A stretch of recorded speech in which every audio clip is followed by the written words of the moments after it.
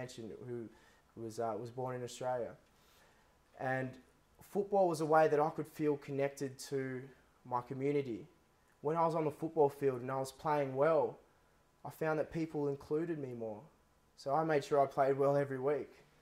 And from that innocent desire to fit in and wanting to play well, to be acknowledged in my society, I began to progress through the ranks of junior football to play for representative teams.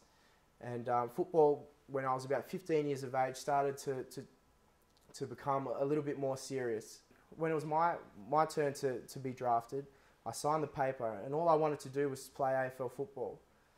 Because I knew at the time that if I could combine the platform that football could give me in this country, I could really bring light to issues that people and footballers or identities in the mainstream don't bring light to. So I had two passions. My first passion was to feel included and show people that we have so much more in common than what we have that sets us apart. And I didn't want anyone to ever feel the way that I felt. Now, my second passion was the love of football. So I thought if I can combine those two, when I become a professional footballer, then I can really make some change in my society. So when I signed the draft paper, I just wanted to be picked up. It didn't matter if I went to as far as Brisbane or to Melbourne, which I ended up going to. So on the draft day, thousands of young kids turn on the TV waiting to be selected, and your family are all around you hoping and wishing that you were selected because that's your dream. And I sat through that whole draft, through every team picking players, and unfortunately I didn't get picked. And I was absolutely shattered because that was my dream. It was my destiny. No, it wasn't just my dream, it was my destiny. And I saw it as my destiny. That was my path. It was actually a very, very depressing day for me, and I locked myself in my room. Didn't come out. Now the next day the sun rose, which it does every day, and life goes on. But what I decided is that I control my own destiny. Just because they didn't pick me doesn't stop me from looking at avenues that I can get picked myself.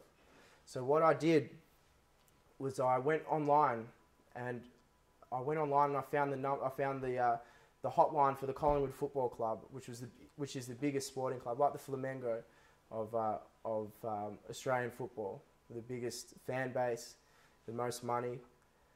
And I decided that I would call the Colingwood Football Club and I would speak to the national recruiting manager and ask him if I could just get an opportunity to train with the football club. So that's what I did. I got the number, and on the Monday I called up the Collingwood Football Club, and he said, "Look, Harry, you know, I'm inspired by what you've said, but I can't guarantee anything. I'll speak to some of the decision makers at the football club, and we'll go from there. I'll let you know either way by the end of the day." So I waited, and at 2:34 and 13 seconds, I remember it, he called me back, and he said, "Look, Harry, I've spoken to the president, the coach, and they said there's no problem whatsoever. You can come over." And I went to training, and I trained for 2 weeks, and I trained so hard. I wasn't even on the list, but I trained so hard. And I showed them a determination to play AFL football. And they saw that in me, and that's how they selected me.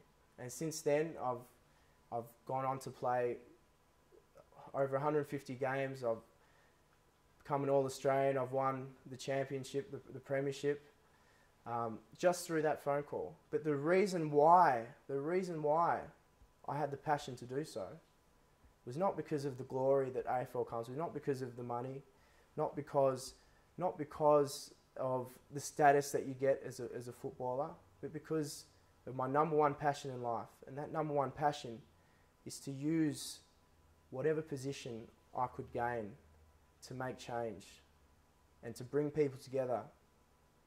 There's so many people that suffer in this world, and I've seen it. I was born in Rio de Janeiro, Brazil. I didn't know what the significance of that meant until I went back in 2006.